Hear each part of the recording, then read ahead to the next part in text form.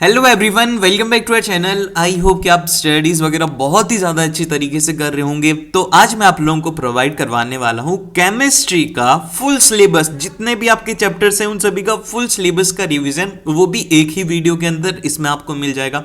तो make sure कि आप इसे पूरा ज़रूर से देखिए। आपके जितने भी चैप्टर्स हैं वो सभी इसमें कवर हो जाएंगे। और उसी के साथ में मेरे को आप लोगों से एक शिकायत रहती है कि यार आप लोग लाइक नहीं करते हो। अगर लाइक कर देते हो तो सब्सक्राइब नहीं करते हो, सब्सक्राइब कर लो ताकि आपको और भी ऐसे सभी सब्जेक्ट्स की वीडियोस मिलेंगी। तो उसके लिए सब्सक्राइब करना बनता है और लाइक जरूर से करना। देखो, अब सबसे पहला जो चैप्टर स्टार्ट करते हैं वो करते हैं केमिकल रिएक्शन। अब देखो, केमिकल रिएक्शन क्या होती है। केमिकल रिएक्शन एक ऐसी प्रोसेस होती है जिससे कि एक केमिकल सब्सटेंस जो है वो अदर केमिकल सब्सटेंस में कन्वर्ट हो जाए, उसी को यहाँ पर केमिकल रिएक्शन कहा जाता है।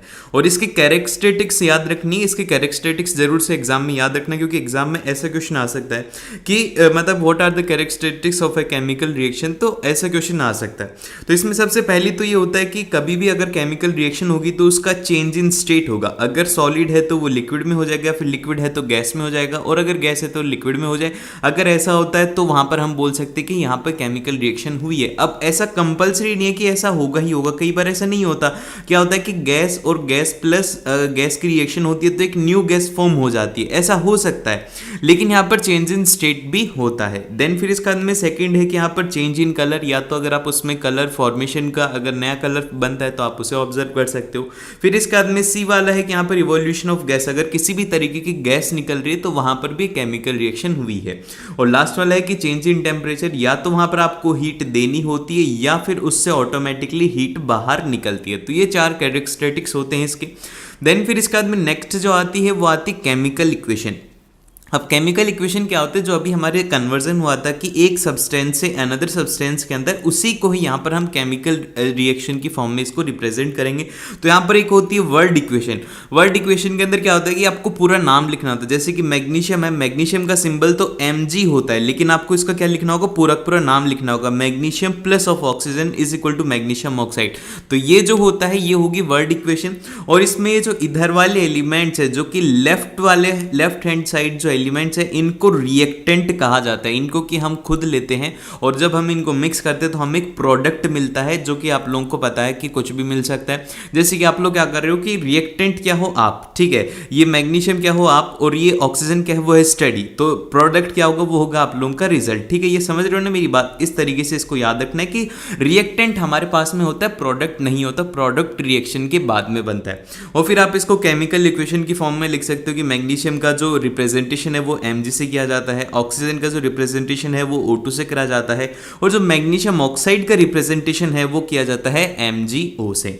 देन फिर इसके बाद में हम बात करते हैं कि अभी ये जो रिएक्शन हमने लिखी है ये कई बार क्या होता है कि बैलेंस नहीं होती। जैसे कि ये वाली जो रिएक्शन है ये भी बैलेंस्ड नहीं है। तो इसको बैलेंसिंग करना अब किस तरीके से होता है, तो सबसे पहले तो ये याद रखना है कि यहाँ पर लॉ ऑफ कंजर्वेशन ऑफ मास को फॉलो करते हैं। इसका मतलब ये होता है कि मास ऑफ रिएक्टेंट, मैं एक बार इसको थोड़ा शॉर्ट में लिख देता हूँ, mass of reactant is equal to mass of product रहता है। मतलब कि जो मास है वो कभी भी क्रिएट नहीं करा जाता, ना ही वो डिस्ट्रॉय किया जाएगा। तो ये आपको अपने दिमाग में रखना है कि mass neither be created nor be destroyed according to this law of conservation of मास।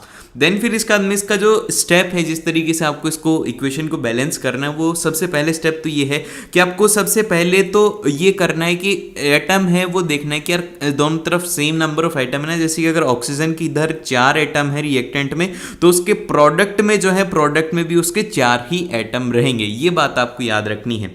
और फिर इसके बाद यहाँ पर maximum number of atom will be balanced first. तो आपको ये बात याद रखनी है। एक रामबाण तरीका ये है कि आपके पास में रिएक्शन के अंदर बहुत सारे एलिमेंट्स होंगे, बहुत सारे एटम्स होंगे, तो उसके अंदर एक एटम को ढूंढना कि इसके पास में सबसे ज़्यादा एटम है। जैसे कि एक तरफ अगर मान लो कि हमारे पास में ऑक्सीजन है, ऑक्सीजन के सबसे ज़्यादा एटम है, तो हम क्या करेंगे, सबसे पहले ऑक्सीजन को बैलेंस करेंगे, फिर उसके बाद में हाइड्रोजन को बैलेंस करेंगे, और फिर लास्ट में धीरे धीरे करके हम नीचे जाते जाएंगे, जिसके भी कम होते जाएंगे लास्ट में उसे बैलेंस करेंगे। इससे काफ़ी ज़्यादा हेल्प मिलेगी आपको।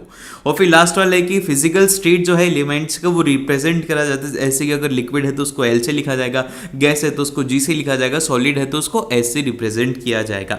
अब जैसे कि एग्जांपल के तौर पर है कि यहाँ पर Fe plus H2 gives Fe3O4 plus of hydrogen gas. तो अब देखिए यहाँ पर क्या हो रहा है, आपको सबसे पहले निकालना है कि सबसे ज्यादा एटम किसके हैं, टोटल निकालना है। सबसे पहले हम गिनेंगे Fe का कितना है, एक यहाँ पर है, 3 यहाँ पर है, तो Fe की अगर बात करें तो Fe के यहाँ पर हो गए 4 एटम।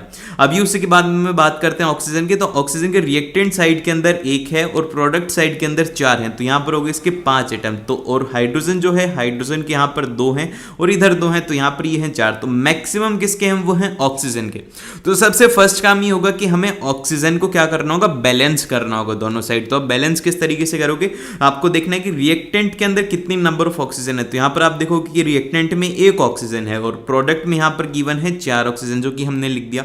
देन फिर इसका आपको क्या करना है, बैलेंस करना है। तो यहाँ पर आपको प्रोडक्ट को और रिएक्टेंट को बराबर करना है, तो आप क्या करोगे, यहाँ पर 1 है तो आपको क्या करना है, इसको इंटू 4 कर देना, मतलब 4 से मल्टीप्लाई कर दोगे तो इक्वल हो जाएगा।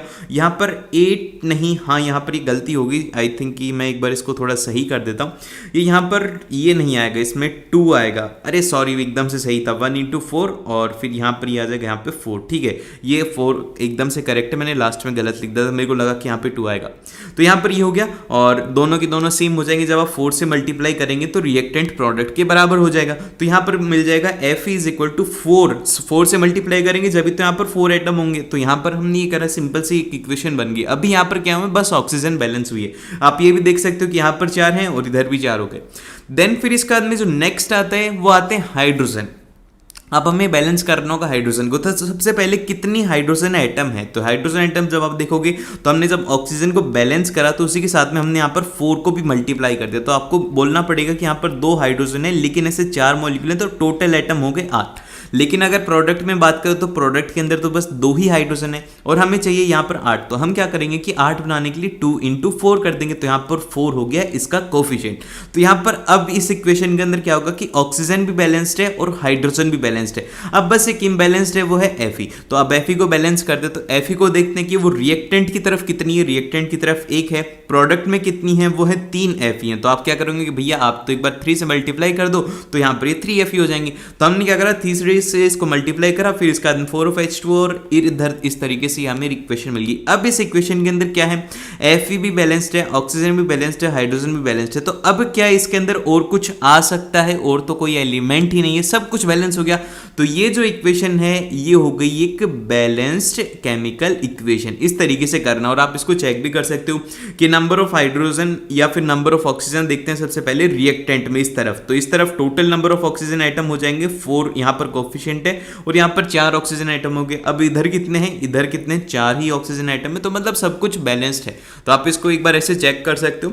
देन फिर इसके बाद में नेक्स्ट जो आती है वो आती है एंडोथर्मिक रिएक्शन। अब देखो इसके नाम से समझ में आ रहा है एंडो, मतलब आप ये समझो कि जिसके अंदर एनर्जी देनी पड़े, energy is taken from environment. जैसे कि हम अगर कोई भी रिएक्शन करवाते हैं, जैसे कि फॉर एग्जांपल के लिए CaCO3 की जो रिएक्शन है, इसको जब हमें करवाना होता है तो हमें इसमें हीट इसको खुद को देनी होती है, फिर ये आगे रिएक्शन परफॉर्म होती है। तो यहाँ पे ये जो रिएक्शन होती है ये होती है एंडोथर्मिक रिएक्शन, जिसके अंदर कि हमें एक तरीके से एनर्जी देनी पड़ती है। जितनी भी टूटने वाली रिएक्शन होती है जो कि डिकम्पोज हो जाती है, उन रिएक्शंस को यहाँ पर क्या कहा जाता है, डिकम्पोजिशन, मतलब एंडोथर्मिक रिएक्शन, क्योंकि इसके अंदर हमें एनर्जी देनी होती है।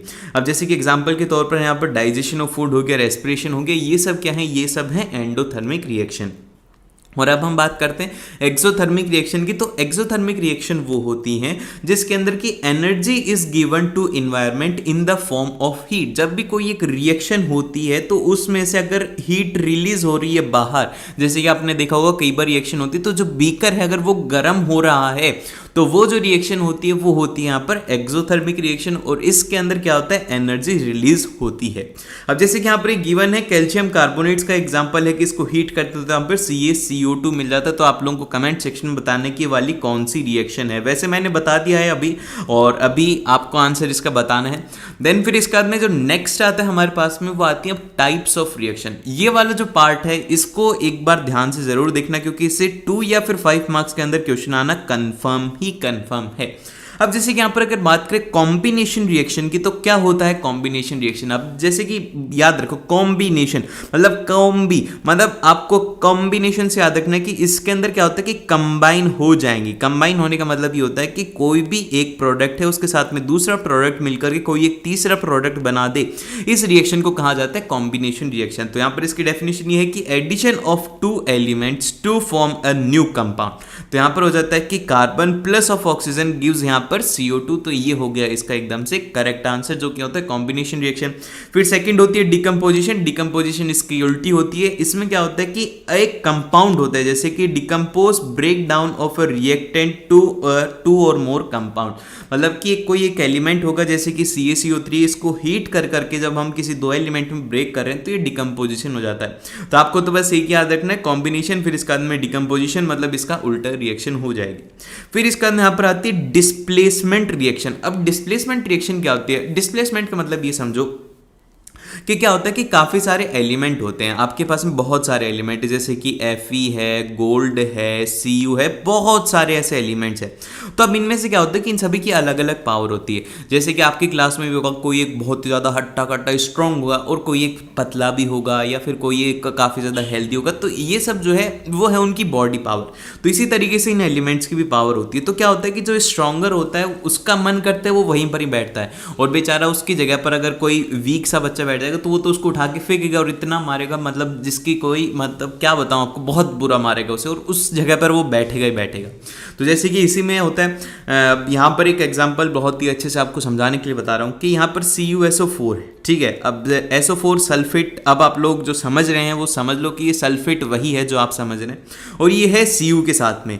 लेकिन अब Fe का मन आ गया कि मैं रहूँगा सल्फेट के साथ में, तो यार अब Cu तो वीक है। अब जैसे ही ये इससे लड़ने के लिए जाते हैं ये Fe इसको उठा करके बाहर फेंक देता है। फिर इसके बाद में क्या होता है कि FeSO4 इसके साथ में रहता है और Cu सॉलिड लास्ट में रेजिडुअल में बच जाता है। तो ये जो रिएक्शन हुई जिसमें कि Cu था इसको हटा दिया गया, इसकी जगह पर Fe आ गया, तो इस रिएक्शन को कहा जाता है डिस्प्लेसमेंट रिएक्शन। और फिर इसके बाद में डबल डिस्प्लेसमेंट। डबल डिस्प्लेसमेंट में कुछ नहीं होगा, डबल डिस्प्लेसमेंट में आपस में समझदारी हो जाएगी। जैसे कि यहाँ पर सल्फेट है और क्लोरीन है, तो यहाँ पर सोडियम बोलता है कि यार मैं सल्फेट से बोर हो गया तो मैं तेरी क्लोरीन के पास में चला जाता हूँ, और तू क्लोरीन से बोर हो गया तो मैं तेरी सल्फेट के पास में चला जाता हूँ। ये होता है। तो यहाँ पर क्या होता है कि BaSO4 बन जाता है और यहाँ पर NaCl फॉर्म हो जाता है, जैसे कि सोडियम क्लोराइड के पास में चला गया और बेरियम सल्फेट के पास में आ गया। इसमें क्या हुआ कि जो बेरियम है, बेरियम था थोड़ा वीक तो इसको इसने डिस्प्लेस कर दिया। फिर इसके बाद में जो नेक्स्ट आती है वो आती है ऑक्सीडेशन। अब देखो यार ऑक्सीडेशन को एक वर्ड से याद रखो, वो ये है कि ऑयल, मतलब ऑयल का मतलब क्या हुआ कि oxidation means lose of electrons. जब भी ऑक्सीडेशन होगा तो इलेक्ट्रॉन्स हमेशा लूज होंगे। इसके अंदर आप इसको ये भी याद रख सकते हो, ऑक्सीडेशन से मतलब ऑक्सीजन, ऑक्सीजन का मतलब ये होगा कि इसके अंदर एडिशन ऑफ ऑक्सीजन होगा और रिमूवल ऑफ यहाँ पर हाइड्रोजन होगा। अगर समझ में नहीं आया तो इस एग्जांपल से समझो कि यहाँ पर Cu है, उसको ऑक्सीजन के साथ में रिएक्शन करवाया तो यहाँ पर कॉपर ऑक्साइड बना जो कि हो गया CuO। अब देखो यहाँ पर जो कॉपर है, कॉपर का ऑक्सीडेशन स्टेट है यहाँ पे 0, लेकिन रिएक्शन के बाद में इसका स्टेट हो गया +2। तो यहाँ पर क्या हुआ कि इसने अपने 2 इलेक्ट्रॉन्स को छोड़ दिया, मतलब इसके इलेक्ट्रॉन्स क्या हो गया, इससे लॉस हो गया। लॉस ऑफ इलेक्ट्रॉन्स जो होगा वही ऑक्सीडेशन होगा। अगर आपको अपने एग्जाम के अंदर अच्छा परफॉर्म करना है तो आपको इलेक्ट्रॉन की जगह पर अपने फोन को छोड़ना होगा। जिसने लॉस ऑफ मोबाइल फोन कर दिया उसने गेन ऑफ क्या कर लिया, गेन ऑफ गुड मार्क्स कर लिया, ठीक है। फिर इसके बाद में नेक्स्ट आता है रिडक्शन। अब रिडक्शन क्या होता है, रिडक्शन की डेफिनेशन ये होती है कि यहाँ पर आप गेन ऑफ इलेक्ट्रॉन कर रहे हो। क्या कर रहे हो, गेन ऑफ इलेक्ट्रॉन कर रहे हो। Reduction in your marks means that you are using more and more phone, मतलब you are gaining more and more engaged in social media, YouTube and etcetera, ठीक है। और इसमें एडिशन ऑफ ऑक्सीजन नहीं होता, इसमें गलती कर दी है। फिर से देखो सॉरी इसके लिए, यहाँ पर ऑक्सीजन नहीं आएगा, यहाँ पर हाइड्रोजन आएगा, ठीक है। ये कुछ कुछ मिस्टेक्स हैं जो कि हो जाती है जब मैं लिखता हूँ, तो मैं आप लोगों के लिए बहुत ही गहन तरीके से सोचता हूँ कि यार उनको कैसे समझ में आएगा। तो वहाँ पर ये गलती हो गई, यहाँ पर इसको H2 कर लेना, मैं इसको करेक्ट ही कर देता हूँ ताकि आप लोग जब इसको देखोगे तो आपको ये मिस्टेक दिखे, ठीक है। तो यहाँ पर हो जाएगा addition of hydrogen and removal of oxygen. इसी तरीके से क्या होता है कि अब आगे रिएक्शन होती है कि जो क्यूप्रिक ऑक्साइड है ये CuO हाइड्रोजन के साथ में रिएक्ट करके यहाँ पर देती है Cu और उसके साथ में वाटर। तो यहाँ पर जो ऑक्सीडेशन स्टेट है वो इसका +2 और यहाँ पर इसका ऑक्सीडेशन स्टेट हो गया वो 0। तो जैसे कि आपके क्लास टेस्ट में पहले अगर 10 में से 2 नंबर आए थे, आपने मोबाइल फोन यूज में लेने लगे तो आपके 10 में से 0 नंबर आने लग गए। ठीक है, ये होता है रिडक्शन का मतलब। फिर इसके बाद में जो नेक्स्ट चैप्टर आता है वो आता है एसिड, बेसिस एंड सॉल्ट। तो अब यहां पर 3 चीजें आपको याद रखनी होंगी। सबसे पहले तो एसिड क्या होते हैं, उनका लिटमस से क्या कनेक्शन रहता है, और फिर उसके बाद में उनकी पीएच वैल्यू कहां से लेकर के कहां तक होती है, और इसी से रिलेटेड क्वेश्चन आते हैं। इसके अलावा इस चैप्टर से कुछ भी नहीं आएगा। तो अब हम सबसे पहले बात करते हैं एसिड की।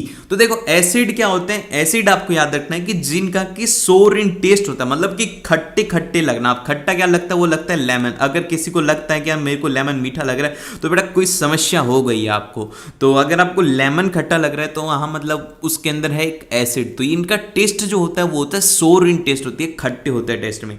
फिर सेकेंड पॉइंट ये होता है कि ये क्या करते हैं कि turn blue litmus to a red litmus. जैसे कि अगर ब्लू लिटमस अगर आप इसमें डिप करोगे तो ये आपको ब्लू में, रेड को ब्लू में कन्वर्ट कर देगा, मतलब ब्लू को रेड में कन्वर्ट कर देगा। और फिर इसके बाद में यहाँ पर क्या होता है कि gives H+ ions in a aqueous solution. अगर आप इसका एक एक्वस सॉल्यूशन बनाओगे तो वहां पर आपको H+ आयंस मिलेंगे।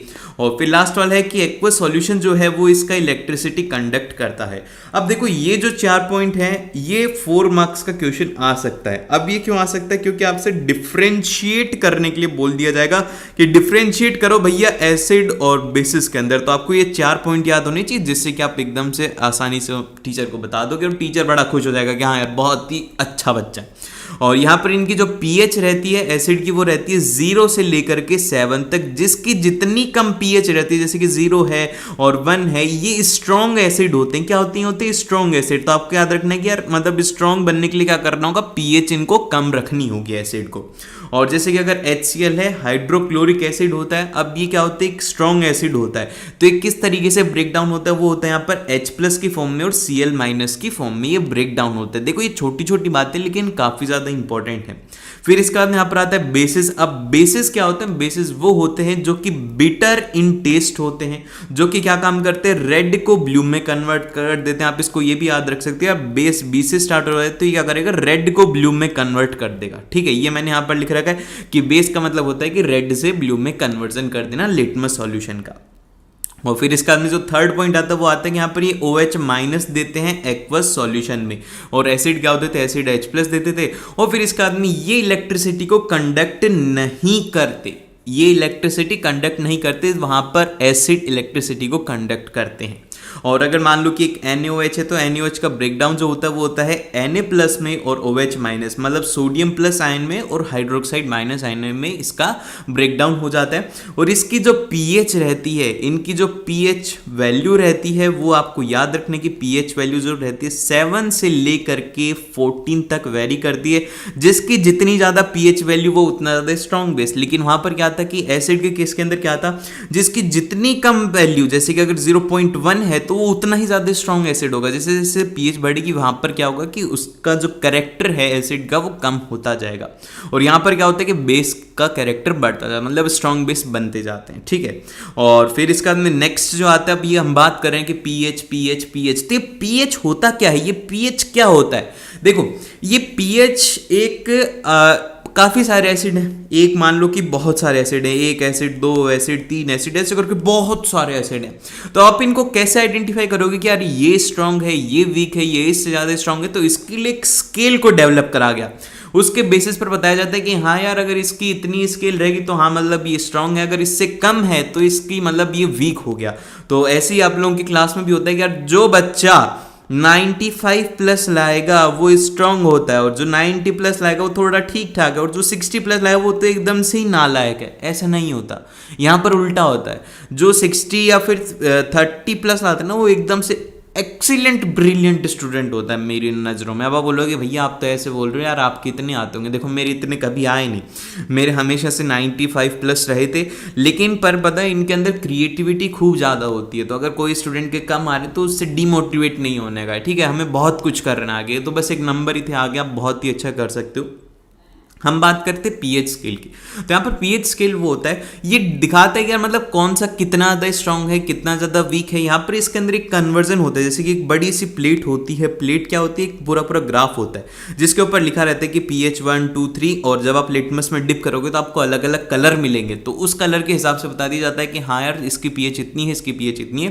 तो मतलब ये बताता है कि H+ ion concentration of solution, की एक सॉल्यूशन जो है उसके अंदर कितने H+ आयन की कंसेंट्रेशन है।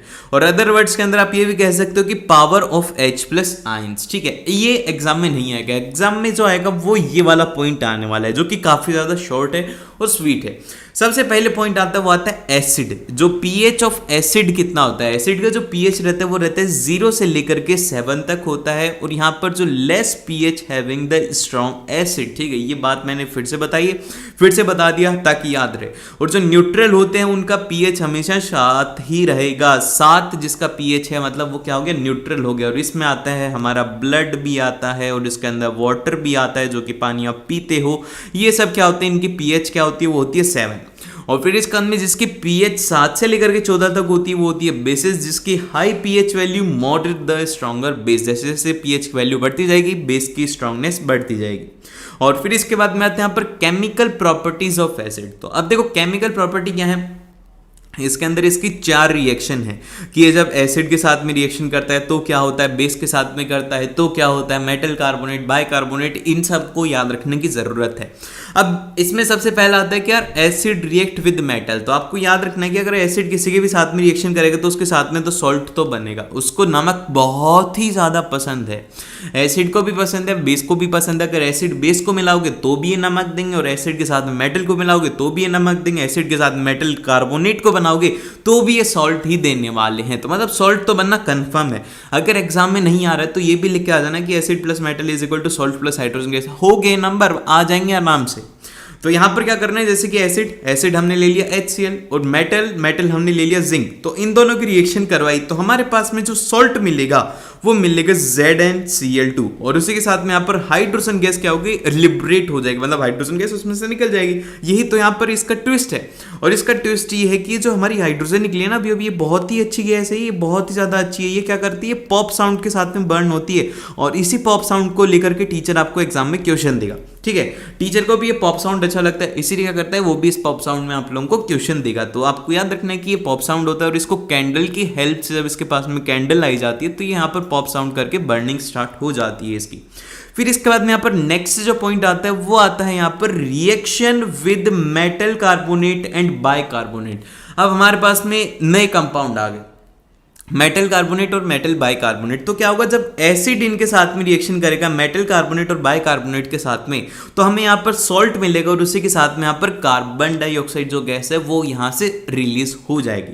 तो यहाँ पर हो गया 2 times of HCl plus of Na2CO3 will give NaCl plus CO2 plus of यहाँ पर H2 आपको मिल जाएगा। और इसके लिए आप लोगों को एक रिएक्शन भी मिलेगी कि जिसके अंदर की आपको एक जो सॉल्यूशन है उसके अंदर डालना है, और फिर उससे आप लोगों को गैस निकलेगी और वो कलर चेंज करेगा, तो वही यहाँ पर CO2 गैस होती है। तो ये थोड़ा देखो, ये पॉइंट है, ये काफी ज्यादा याद रखना है, इसलिए बोलता हूँ कि ध्यान से सुनना है इनको। फिर इसके बाद में 4th पॉइंट आता है, वो आता है कि acid react with metal oxide to form salt and water. मतलब मेटल ऑक्साइड जब एसिड के साथ में रिएक्शन होगा तो क्या बनेगा, नया कुछ नहीं बनेगा। मेटल ऑक्साइड हुआ, एसिड के साथ में रिएक्शन करेगा तो सॉल्ट और वाटर फॉर्म हो जाएगा। सॉल्ट तो हर बार फॉर्म होगा, और उसके साथ में पानी और फॉर्म हो जाएगा। और फिर आती है अब केमिकल प्रॉपर्टी ऑफ बेस। तो यहाँ पर याद रखना कि जो दोनों की एसिड हो या फिर बेस हो, जब वो मेटल के साथ में रिएक्ट करता है तो यहाँ पर हाइड्रोजन गैस तो रिलीज होती ही होती है। एसिड, इसकी जगह पर एसिड भी लिख सकते हो, बस एक ही स्टेटमेंट याद रखो, एसिड हो या बेस हो, मेटल के साथ में हमेशा हाइड्रोजन गैस रिलीज होगी।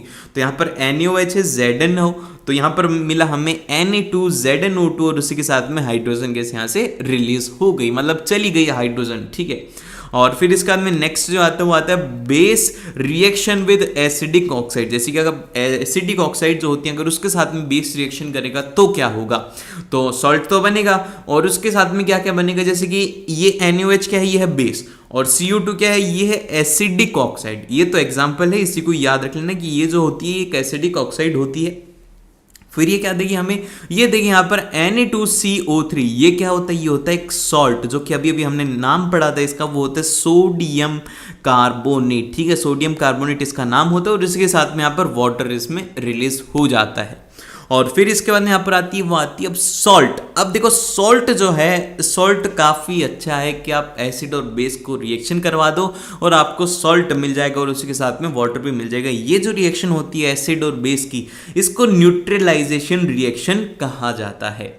अब आपको इसमें याद रखने वाले पॉइंट ये है कि एसिडिक सॉल्ट क्या होता है, बेसिक सॉल्ट क्या होते हैं, न्यूट्रल सॉल्ट क्या होते हैं। तो सबसे पहले जानते हैं कि एसिडिक सॉल्ट क्या होता है। एसिडिक सॉल्ट वो होते हैं जो कि एक स्ट्रॉन्ग एसिड के हों लेकिन उनके अंदर वीक बेस हुआ। तो आप ये देखो कि यार आप एक मतलब एक तरीके से आप किसी एक सब्जेक्ट में स्ट्रांग हो, जैसे कि मैं बोल देता हूँ कि आप मैथ में स्ट्रांग हो, ठीक है, और आप केमिस्ट्री में वीक हो, तो आपको क्या कहा जाएगा कि यार ये थोड़ा एसिडिक नहीं है, ये मैथमेटिक स्टूडेंट है।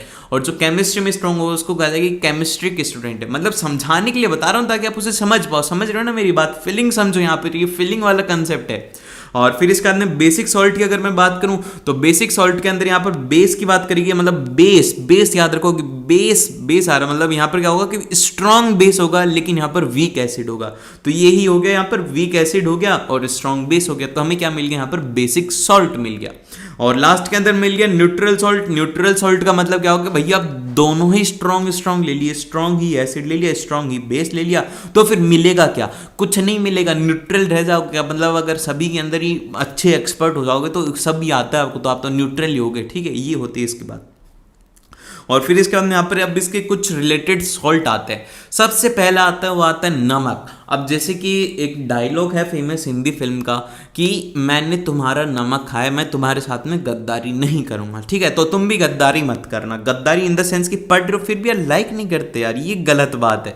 और उसके साथ में शेयर भी कर देना अपने दोस्तों के साथ में और सब्सक्राइब तो कर ही लेना। ठीक है, नहीं तो ऐसी वीडियोस कब मिलेंगी तुम्हें और कैसे मिलेंगी बताओ, किसको मिलेंगी अगर सब्सक्राइब नहीं करोगे। तो ये सब काम कर लेना। और अब यहाँ पर हम बात करते हैं कॉमन सॉल्ट की, मतलब नमक। नमक कैसे फॉर्म होता है, नमक को फॉर्म करने के जो तरीका है वो बहुत ही ज़्यादा सिंपल है। इसमें क्या किया जाता है कि यहाँ पर ये पहली हमने तो नमक बना दिया, बताओ हम बहुत ही ज़्यादा टैलेंटेड हैं तो यहाँ पर NaCl आएगा, ये NaCl की जगह पर यहाँ पे आएगा NaOH। ठीक है, सोडियम हाइड्रोक्साइड। और फिर यहाँ पर आपके पास में जो रिलीज होगा वो होगा यहाँ पर HCl। ठीक है, HCl, और जब इसकी रिएक्शन होगी तो ही आपके पास में क्या बनेगा, NaCl बनेगा और उसके साथ में वाटर फॉर्म होगा। ठीक है, ये आपको याद रखना है कि NaCl आपको अगर बनाना है तो आपको सोडियम हाइड्रोक्साइड लेना होगा और एक यहाँ पर एसिड लेना होगा, तो फिर आपको यहाँ पर मिलेगा NaCl और उसके साथ में वाटर मिलेगा। अब इसके यूजेस क्या क्या हैं। एग्जाम में टीचर को मतलब नहीं है कि मैं घर से नमक खा के आता हूँ और मेरे को पता है कि क्या क्या यूजेस है, लेकिन फिर भी वो आपसे पूछेगा कि नमक के यूजेस क्या हैं। तो सबसे पहला जो यूज है वो आता है टेस्ट इन फूड, मतलब एक तरीके से इंग्रेडिएंट है फूड के लिए, काफ़ी ज़्यादा इंपॉर्टेंट है, टेस्ट को इन्हेंस कर देता है। अगर मन हो रहा है कि यार टेस्ट को नहीं करता इन्हेंस, तो आज बिना नमक की रोटी खाना। ठीक है, पता लग जाएगा क्या होता है टेस्ट नमक के बिना। और फिर इसका आदमी इसका नाम होता है यहाँ पर रॉ मटेरियल की तरह काम में लिया जाता है for the formation of hydroxide and baking soda, washing soda, इन सभी की फॉर्मेशन में इसको यहाँ पर रॉ मटेरियल की तरह काम में लिया जाता है, जो कि अभी हम आगे पढ़ने वाले हैं। अब इसके बाद में यहाँ पर आता है नेक्स्ट कंपाउंड, जो कि होता है एक ब्लीचिंग पाउडर। ब्लीचिंग पाउडर भी एक तरीके का सॉल्ट होता है और इसका काम क्या होता है, इसका काम ये होता है जैसे कि आपने सुना होगा कि ब्लीच करना है। ब्लीच करने का मतलब ये होता है कि उसको कलरलेस करना है। तो यहाँ पर क्या होता है कि CaOCl2 तो इसका केमिकल फॉर्मूला हो गया। और ये फॉर्म किस तरीके से होते हैं, यहाँ पर कैल्शियम हाइड्रोक्साइड है, उसको आपको क्लोरीन के साथ में रिएक्शन करवाना है, तो फिर आपको आपके हाथ में मिल जाएगा एक तड़कता भड़कता ब्लीचिंग पाउडर और उसी के साथ में वाटर भी फॉर्म हो जाएगा। इसके यूजेस क्या क्या हैं, इसके यूजेस ये हैं कि make the drinking water free from germs. अगर आप इसको पानी के अंदर मिला दोगे तो आपको जर्म फ्री वाटर मिल जाएगा, सबसे पहला काम, बहुत ही अच्छा है। सेकेंड है कि ऑक्सीडाइजिंग एजेंट की तरह काम में लिया जाता है। थर्ड है कि यहाँ पर टेक्सटाइल इंडस्ट्री के अंदर ब्लीचिंग ऑफ कॉटन के लिए काम में लिया जाता है, मतलब कॉटन को कलरलेस बनाने के लिए इसे काम में लेते हैं। और हमारे पेपर भी क्या होता है, पेपर भी व्हाइट होते हैं, तो इसमें भी इसको काम में लिया जाता है। व्हाइट बनाने के लिए पेपर इंडस्ट्री में भी इसका काम में लिया जाता है। देन फिर इसका नेक्स्ट जो कंपाउंड आता है वो आता है हमारे पास में washing powder. Washing powder Nirma मतलब आगे तो मैं भूल गया यार, एक गाना बहुत अच्छा था, लेकिन ठीक है कोई बात नहीं। वॉशिंग पाउडर होता है, वॉशिंग पाउडर का केमिकल फॉर्मूला क्या होता है? केमिकल फॉर्मूला इसका ये होता है Na2CO3.10 of H2O, ये हो गया इसका मॉलिक्यूलर फॉर्मूला, ठीक है। अब इसके बाद में इसके यूजेस क्या क्या हैं, यूज तो यार सभी जानते हो, इसके नाम पढ़ के यूज आनी चाहिए भैया, कपड़े धुलते हैं उससे, ठीक है। तो सबसे पहले तो ये होगा कि केमिकल मतलब क्लीनेसिंग प्रॉपर्टी की वजह से इसको सोप इंडस्ट्री में काम में लिया जाता है। और manufacturing of sodium compound such as borax, जो कंपाउंड है किसका, सोडियम का ही कंपाउंड होता है, उसकी फॉर्मेशन में इसको रॉ मटेरियल की तरह काम में लेते हैं। और manufacturing of glasses and paper, paper की फॉर्मेशन में और ग्लास की फॉर्मेशन में भी इसको काम में लिया जाता है। और फिर इसका अंदर एक अगला कंपाउंड आता है, वो आता है यहाँ पर प्लास्टर ऑफ पेरिस। तो अब यहाँ पर पेरिस का नाम सुनकर के बच्चे सोचते होंगे, पहली बार जब नाम सुना था तो वो ये सोचते हैं कि यार एफएल टावर होगा, एफएल टावर के ऊपर ही बनता होगा, लेकिन नहीं, ये बहुत ही आसानी पीओपी होती है। अब ये पीओपी क्या होती है, जिसका भी पता होगा, जैसे कि जिसका हाथ टूटा होगा उसको पता होगा कि हाथ टूट जाते जब जो डॉक्टर होता है वो एक वाइट कलर का जो डालता है पूरे हाथ में, वो ये पीओपी ही होती है, उसको फॉर्म करा जाता है। तो वो पीओपी का फॉर्मूला होता है CaSO4.half of H2O। और इसकी प्रॉपर्टी क्या होती है, इसकी प्रॉपर्टी ये होती है कि ये पहले पाउडर फॉर्म में होती है और फिर उसके बाद में क्या होता है कि पाउडर फॉर्म से एक ये सॉलिड और स्ट्रॉन्ग फॉर्म के अंदर कन्वर्ट हो जाती है। आप बस इसके अंदर पानी मिला दो, फिर आपको एकदम से सॉलिड मिल करके तैयार हो जाएगा। तो इसके यूजेस क्या क्या होगा, इसका यूज तो ये होगा कि doctor for fixing of an the fractured bone, जिसकी भी हड्डियां टूट जाती हैं उसको सही करने के लिए इसको काम में लिया जाता है। फिर सेकंड ये होता है कि making of toys and decorative material. तो डेकोरेटिव मटेरियल या फिर आपको अगर एक अच्छा सा कुछ बनवाना है तो वो भी पीओपी का फॉर्म होता है, खिलौने भी इसके पीओपी के बनते हैं। तो बेसिकली सबसे फर्स्ट आता है यहाँ पर मेटल। अब देखो मेटल क्या होता है, मेटल आपने घर पे जिस चेयर के ऊपर बैठे हो सकता है कि वो मेटल की होगी, और अगर वो नहीं है तो उसके बाद में देखो अपना फैन जो है फैन मेटल का होगा। तो भैया एक ऐसा एलिमेंट जो कि क्या करता है कि पॉजिटिव आयंस बनाता है बाय लूजिंग इलेक्ट्रॉन। अब आप बोलोगे कि भैया जो हमारा फैन है वो तो ऐसा कुछ करता ही नहीं है। तो देखो बेसिकली यहाँ पर हम बात करेंगे कि जो हमें फिजिकली दिखता है उसकी बात नहीं है, जैसे कि जो आपको दिख रहा है वो तो है ही नहीं। बेसिकली हम यहाँ पर बात करें केमिकल रिएक्शन की, तो मेटल्स वो होते हैं जो कि ऐसे एलिमेंट होते हैं जो कि रिएक्शन करते हैं तो पॉजिटिव आयन बनाते हैं। जैसे कि मान लो कि M है, तो जब ये केमिकल रिएक्शन होती है तो ये क्या होता है कि M प्लस में कन्वर्ट हो जाता है और उसी के साथ में एक इलेक्ट्रॉन को अपने यहां से भगा देता है, ठीक है। अब चलते हैं नेक्स्ट की तरफ, जो कि है यहां पर इसकी प्रॉपर्टीज। अब देखो इसकी प्रॉपर्टीज हैं वो काफी ज्यादा इंपॉर्टेंट है, उसी के साथ में प्रॉपर्टी से ज्यादा इंपॉर्टेंट है इसके एक्सेप्शन। तो देखो सबसे फर्स्ट आते हैं यहां पर मेटेलिक लस्टर।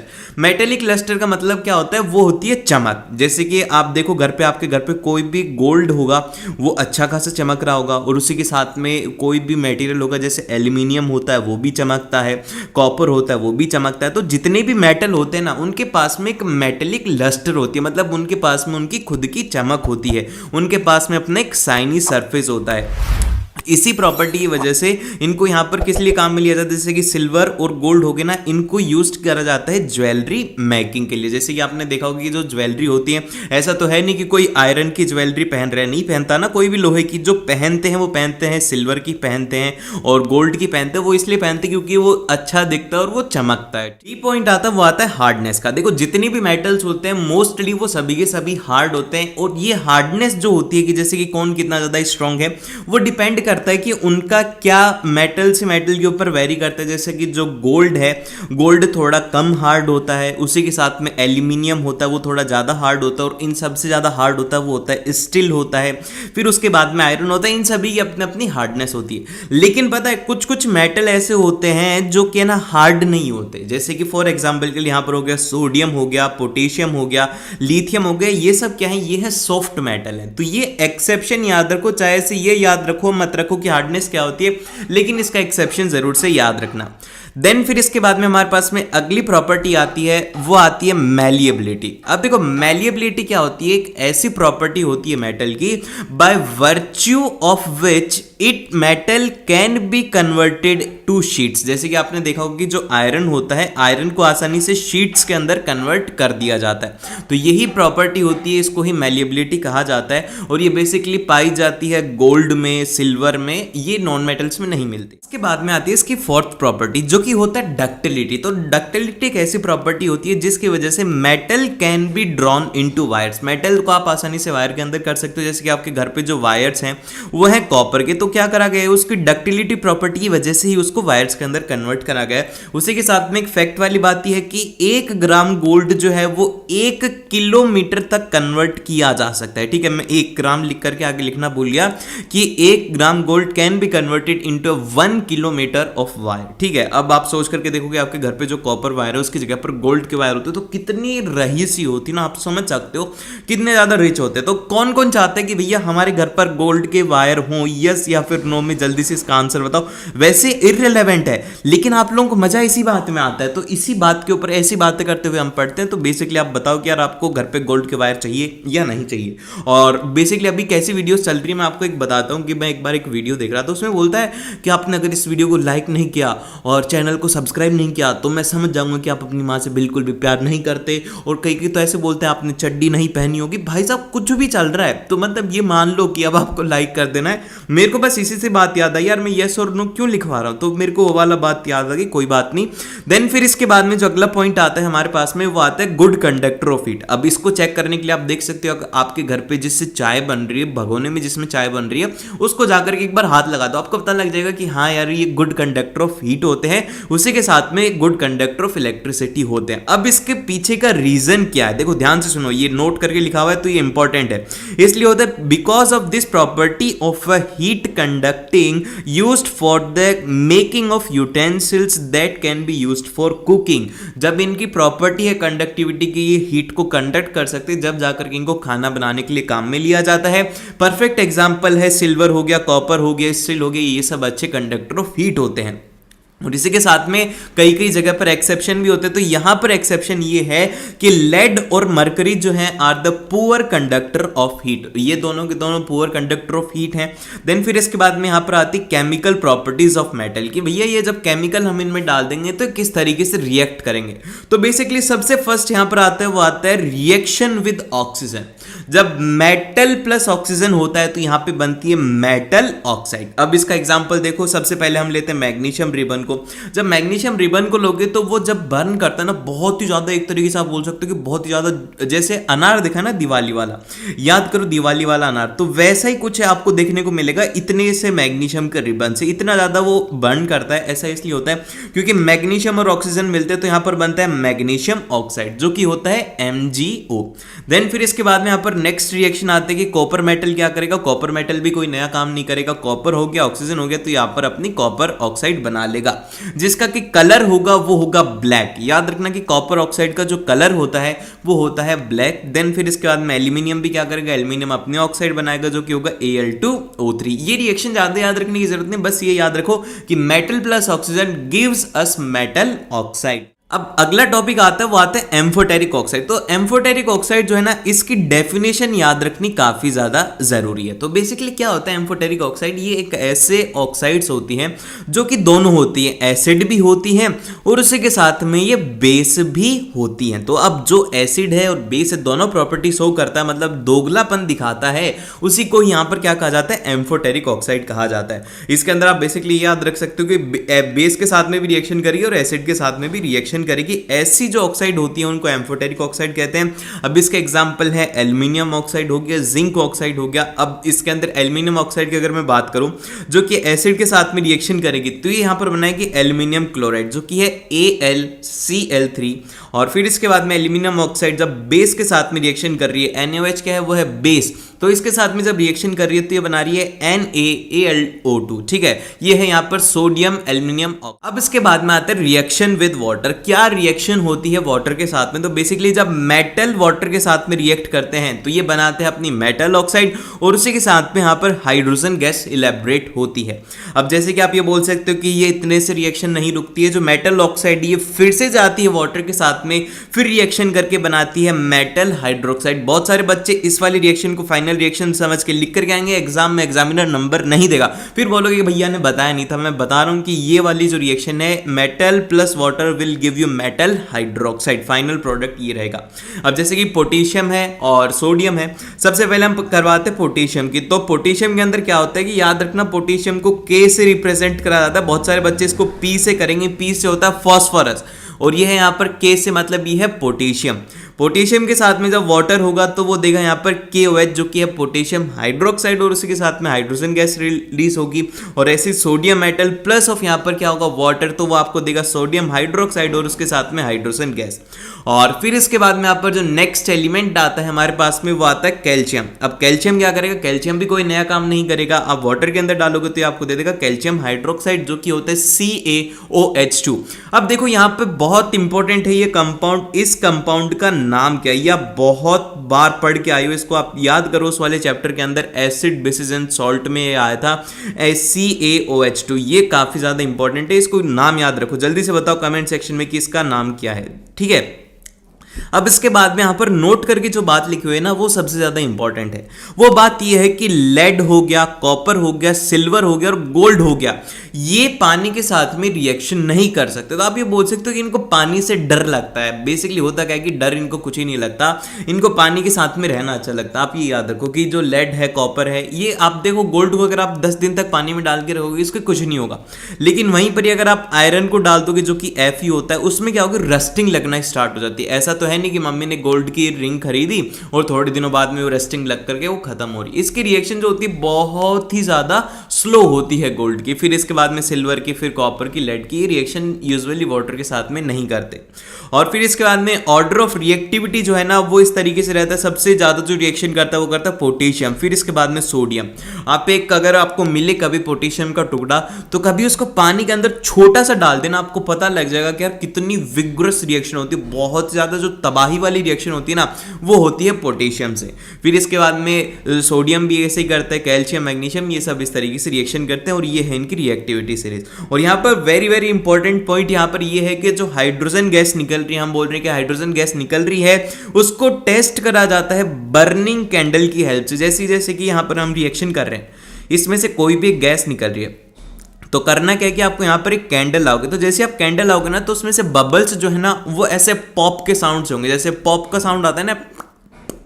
इसके बाद में यहाँ पर जो नेक्स्ट आती रिएक्शन विद एसिड, ये वाली रिएक्शन तो आपने पिछले वाले चैप्टर में भी पढ़ी थी कि एसिड बेसिस एंड सॉल्ट जब क्या करते हैं तो बेसिकली करते क्या है, कुछ नहीं करते, नया काम कोई नहीं करते। सबसे पहले मेटल होता है, एसिड होता है, रिएक्शन करके बनाते हैं मेटल सॉल्ट और उसी के साथ में हाइड्रोजन गैस भी रिलीज हो जाती है।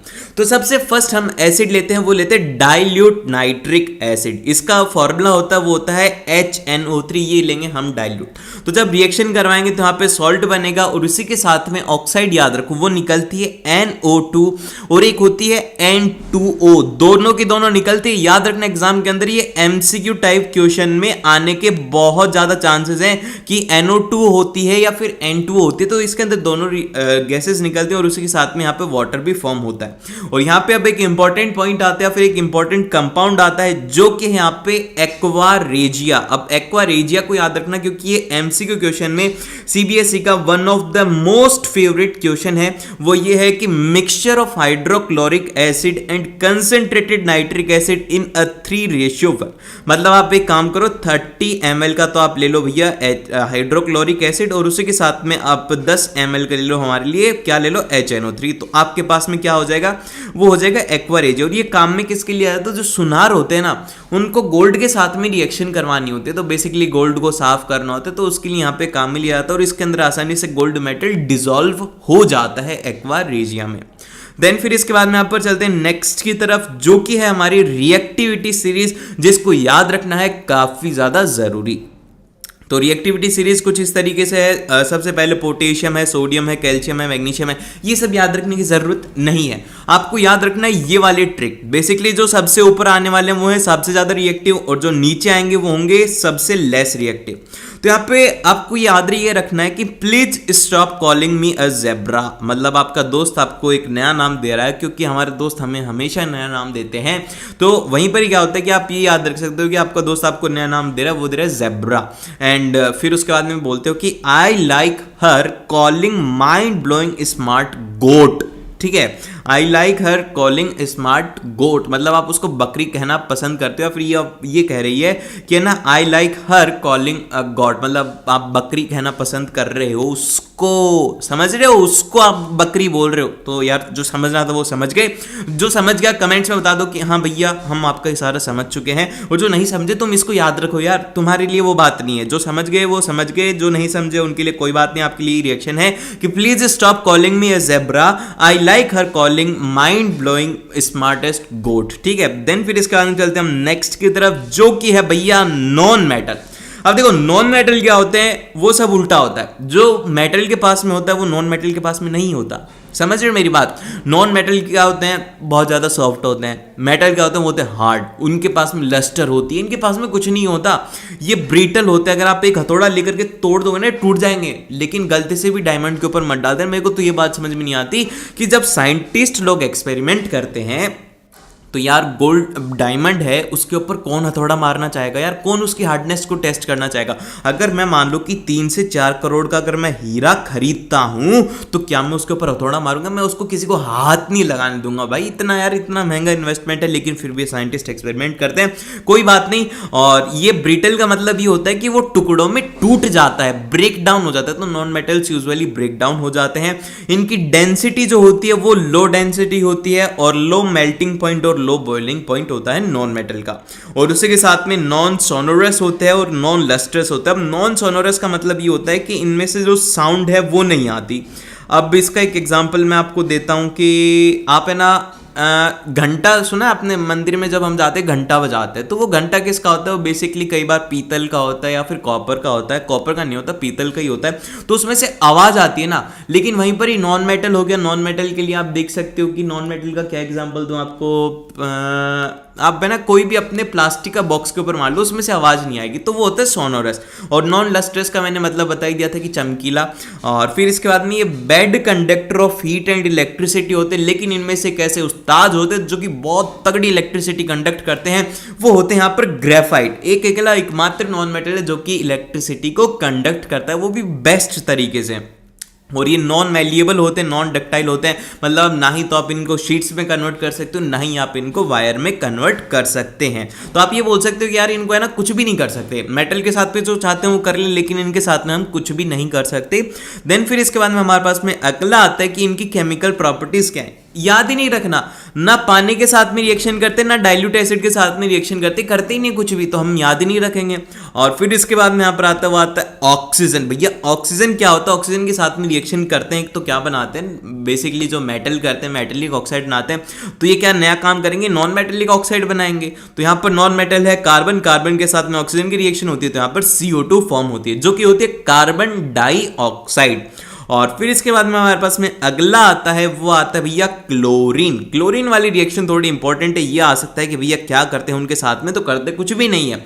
जहां पर भी आपको समझ में नहीं आना क्या करना है, कुछ वाटर के साथ में क्या होगा, वाटर मतलब हाइड्रोक्साइड बन जाएगी, और एसिड के साथ में क्या होगा, सॉल्ट बन जाएगा। ऐसे आपको याद रखना है। तो क्लोरीन के साथ में क्या होगा? क्लोरीन के साथ में कोई नया काम थोड़ी होगा, नॉन मेटल होगा, क्लोरीन होगा, तो उसके साथ में हमें मिल जाएगी नॉन मेटल क्लोराइड। ठीक है, नॉन मेटल क्लोराइड मिल जाएगी, जैसे कि हाइड्रोजन हो गया और क्लोरीन हो गया। तो यहाँ पे हमें क्या मिलेगा? वो मिलेगा 2HCl, जो कि क्या होता है? हाइड्रोक्लोरिक एसिड होता है। देन फिर इसके बाद में हमारे पास में आता है कि हाइड्रोजन के साथ में रिएक्शन करेंगे तो क्या होगा। तो बेसिकली यहाँ पर जब नॉन मेटल हाइड्रोजन के साथ में रिएक्शन करते हैं तो हमें मिलता है कोवेलेंट हाइड्राइड। क्या मिलता है? कोवेलेंट हाइड्राइड मिलता है, जो कि होता है H2 plus of S2 will give H2S, जो कि गैस फॉर्म में रहेगा। और अगर बात करें कि रिएक्शन अगर हम करवा देते हैं मेटल की और नॉन मेटल की, तो क्या होगा? बेसिकली क्या होता है कि जो मेटल होते हैं ना, उनको पसंद है कि वो है ना ये संसार को, इस मोह माया को त्याग। तो बेसिकली वो करते क्या है कि अपने जो इलेक्ट्रॉन है उनको छोड़ देते हैं, मतलब लॉस्ट कर देते हैं। और जो नॉन मेटल होते हैं, नॉन मेटल को अच्छा लगता है कि यार जितना पैसा है उतना अच्छा है, जितना पैसा है उतना अच्छा है। तो भैया नॉन मेटल ये होता है कि इसको है ना इलेक्ट्रॉन्स बहुत ज़्यादा पसंद है, इसको जितने इलेक्ट्रॉन दोगे नहीं बोलेगा और दे दो, और दे दो भाई, और दे दो, और दे दो। तो आपको ये याद रखना है, when metal and non metal react then both of them tries to attain. अब देखो यहाँ पर ध्यान से सुनो मेरी बात, जब मेटल और नॉन मेटल रिएक्शन करेंगे तो होगा क्या, बेसिकली क्या होता है कि जो हमारे मेटल होते हैं ना, आप देखो मेटल जो है वो है बड़ा ही सज्जन आदमी, इसको कोई भी डराते ही अपनी इलेक्ट्रॉन को हाथों हाथ देता है, बोलता है कि यार मैं तो M+ में ठीक हूँ, मेरे इलेक्ट्रॉन ले जाओ। अब ये ऐसा करता नहीं है, बेसिकली ऐसा इसलिए करता है क्योंकि इसको एक स्टेबल कॉन्फ़िगरेशन चाहिए होता है। जैसे कि इसके एग्जांपल के यहाँ पर सोडियम, ठीक है, सोडियम का कॉन्फ़िगरेशन है 281, तो यहाँ पर एक इलेक्ट्रॉन को अगर लूज कर देगा ना तो ये हो जाएगा 2,8, ये एक स्टेबल कॉन्फ़िगरेशन में चला जाएगा नियॉन गैस के। तो ये नियॉन गैस में रहना पसंद करता है, इसीलिए क्या बोलता है कि मेरा एक इलेक्ट्रॉन ले लो और मुझे मुक्ति दो, बेसिकली ये काम करता है। लेकिन वहीं पर ही जो हमारा नॉन मेटल है, जैसे कि क्लोरीन है, क्लोरीन का कॉन्फ़िगरेशन होता है वो होता है 2,8,7। तो बेसिकली अगर इसको एक इलेक्ट्रॉन मिल जाएगा तो इसका कॉन्फ़िगरेशन हो जाएगा 2,8,8, जो कि एक स्टेबल कॉन्फ़िगरेशन होता है। तो भैया ये स्टेबल कॉन्फ़िगरेशन इसको चाहिए और इसको चाहिए, तो क्या करते हैं, ये जो हमारा सोडियम है सबसे पहले अपने इलेक्ट्रॉन निकाल करके इसको दे देता है, जिसको कि क्लोरीन रख करके क्लोरीन माइनस में बन जाता है। बेसिकली यही होता है इनके बीच में फॉर्मेशन, और इसी को मैंने यहाँ पर पूरा लिखा हुआ है कि completely filled outermost shell by transfer of electron and the compound formed by the transfer of electron metal to non metal। याद रखना कि मेटल टू नॉन मेटल होते हैं। यहाँ पे मैंने बताया कि जो हमारा मेटल है वो तो इलेक्ट्रॉन देगा और उसी इलेक्ट्रॉन को क्या लेगा, क्लोरीन लेगा। तो मतलब क्या होगा कि transfer of electron from metal to non metal, और ये जो कंपाउंड होता है इसको कहा जाता है आयनिक कंपाउंड कहते हैं इसको, ठीक है, याद रखना इस बात को। देन फिर इसके बाद में यहाँ पर यही रिएक्शन दी हुई है कि सोडियम आयन हो गया, क्लोरीन आयन हो गया, जो कि Na है, ये अपना इलेक्ट्रॉन इसको देता है, तो ये बन जाता है NaCl, और इसको आप लिख सकते हो Na+ और Cl- और NaCl भी आप इसे लिख सकते हैं। और उसी के साथ में इसकी प्रॉपर्टीज क्या होती हैं साइनिक कंपाउंड की, तो भैया इसकी प्रॉपर्टी ये होती है कि सॉलिड होता है, हार्ड होता है नेचर में, और उसी के साथ में इसका हाई मेल्टिंग पॉइंट होता है और हाई ही बॉइलिंग पॉइंट होता है, और ये सॉल्युबल होता है वाटर के अंदर, आसानी से आप इसको वाटर के अंदर डिसॉल्व कर सकते हो, और ये इलेक्ट्रिसिटी को कंडक्ट नहीं करता। डी वाला पॉइंट काफी ज्यादा इंपॉर्टेंट है, आपको एग्जामिनर कंफ्यूज करेगा कि क्या इलेक्ट्रिसिटी कंडक्ट करेगा या नहीं करेगा। तो ये जो सॉलिड स्टेट है उसमें इलेक्ट्रिसिटी कंडक्ट नहीं करेगा, और वहीं पर अगर आप इसको मोल्टन स्टेट के अंदर लेके जाओगे तो इलेक्ट्रिसिटी कंडक्ट करेगा। क्यों? क्योंकि देखो NaCl क्या होता है, वो होता है Na और Cl। जब आप इसको पानी के अंदर मिलाते हो ना तो ये हो जाता है Na+ और Cl-, तो ये आयंस के अंदर कन्वर्ट हो जाता है, जिस वजह से क्या होता है कि आप नमक के अंदर पानी मिला करके इलेक्ट्रिसिटी कंडक्ट करवाओगे, इलेक्ट्रिसिटी कंडक्ट हो जाती है। कार्बन के बारे में तो देखो, कार्बन होता क्या है, बेसिक आपको याद रखना है कि कार्बन का जो कॉन्फ़िगरेशन होता है वो होता है 1s2 2s2 2p2, और इसके K शेल के अंदर 2 इलेक्ट्रॉन होते हैं और L शेल के अंदर 4 इलेक्ट्रॉन होते हैं, ठीक है। इसका कॉन्फ़िगरेशन याद रखना है कि कितने इलेक्ट्रॉन इसके पास में होते हैं और क्या कॉन्फ़िगरेशन होता है। और इसकी जो मैक्सिमम वैलेंसी होती है वो होती है 4। इसका मतलब ये होता है कि ये है ना मैक्सिमम 4 बॉन्ड बना सकता है, या फिर आप ये भी बोल सकते हो कि इसको 4 इलेक्ट्रॉन की रिक्वायरमेंट रहेगी बाहर से इसको अपना ऑक्टेट कंप्लीट करने के लिए, तो 4 इलेक्ट्रॉन इसको बाहर से चाहिए, इसलिए इसकी वैलेंसी 4 होती है। देन फिर इसके बाद में किस तरीके के बॉन्ड फॉर्म करता है, ये कोवलेंट बॉन्ड फॉर्मेशन करता है, हर एक कंपाउंड के साथ में आयनिक बॉन्ड इसमें फॉर्म नहीं होते। और कार्बन जो है वो बहुत सारे कंपाउंड बनाता है, carbon forms many compound because of the 2 properties. सबसे फर्स्ट तो है यहाँ पर इसकी कैटिनेशन। कैटिनेशन होती है किसकी, सेल्फ लिंकिंग प्रॉपर्टी। इसका मतलब ये होता है कि जो कार्बन है अपने आप से बहुत बड़ी ऐसे चेन बना सकता है, बाकी और कोई सा भी एलिमेंट ऐसा नहीं है जो कि इतनी लंबी चेन बना पाए। बेसिकली होता है कि making bond with itself. Then फिर इसके बाद में इसकी जो सेकंड प्रॉपर्टी है वो है टेट्रावेलेंट। टेट्रावेलेंट का मतलब ये है कि इसकी मैक्सिमम कोवेलेंसी 4 है, so that carbon can form 4 bond with other element. ये 4 बॉन्ड बना सकता है किसी और एलिमेंट के साथ में, फिर वो चाहे से हाइड्रोजन हो, ऑक्सीजन हो, नाइट्रोजन हो, इनमें से कोई सा भी है इसके साथ में 4 बॉन्ड फॉर्म कर सकता है। लेकिन यहां पर याद रखने वाली बात यह है कि it only forms 3 bond with carbon. मतलब कि अगर कार्बन को कार्बन के साथ में बॉन्ड बनाना होगा तो बस 3 ही बॉन्ड बनेंगे, इससे ज्यादा एक और कार्बन यहां पे नहीं आ सकता, ये वाला स्टेबल नहीं होगा। तो आपको अपने दिमाग में रखना, क्वेश्चन ये आ सकता है। और उसी के साथ में अगर आपको इस चैप्टर के एमसीक्यू क्वेश्चन देखने ना, एमसीक्यू क्वेश्चन मैंने अपलोड करती हूँ, वो एक बार जाकर के जरूर से देख लेना क्योंकि काफी ज्यादा इंपॉर्टेंट है वो क्वेश्चंस। देन फिर इसके बाद में आते हैं हमारे पास में कोवेलेंट बॉन्ड। अब ये कोवेलेंट बॉन्ड होता क्या है, देखो कोवेलेंट बॉन्ड बेसिकली ये होता है कि इसके अंदर ना दोनों जो एलिमेंट होते हैं, जैसे कि ए और बी दो एलिमेंट है, तो इन दोनों को क्या है कि इलेक्ट्रॉन की रिक्वायरमेंट है, तो ये क्या करते हैं आपस में शेयरिंग कर लेते हैं इलेक्ट्रॉन की, तो इनसे एक बॉन्ड फॉर्म होता है इन दोनों के बीच में, उसी को ही यहाँ पे कोवेलेंट बॉन्ड कहा जाता है। बेसिकली आपको ये लिखना है कि bond formed by the sharing of electron is known as covalent bond. अब इसकी प्रॉपर्टीज क्या होती है, इसकी प्रॉपर्टी ये होती है कि इसका लो मेल्टिंग पॉइंट होता है और लो ही इसका बॉइलिंग पॉइंट होता है। फिर सेकंड पॉइंट आता है कि it is insoluble in water, वो वाटर के अंदर इनसॉल्युबल रहता है। देन फिर इसके बाद में चलते हैं हम नेक्स्ट क्वेश्चन की तरफ, जो कि है यहाँ पर केमिकल प्रॉपर्टीज ऑफ कार्बन, या फिर आप कह सकते हो कि जो रिएक्शन करता है कार्बन, वो सब यहाँ पे लिखी हुई है। तो सबसे फर्स्ट जो रिएक्शन आती है वो आती है यहाँ पर सब्स्टिट्यूशन रिएक्शन। अब देखो सब्स्टिट्यूशन रिएक्शन की इसके नाम से आपको याद रखना है कि यार इसके अंदर ना हाइड्रोजन जो है ना, हाइड्रोजन बहुत ज्यादा दुबला पतला है, तो इसके साथ में हमेशा अत्याचार होता है, कोई भी आएगा इस हाइड्रोजन को उठा करके फेंक देगा।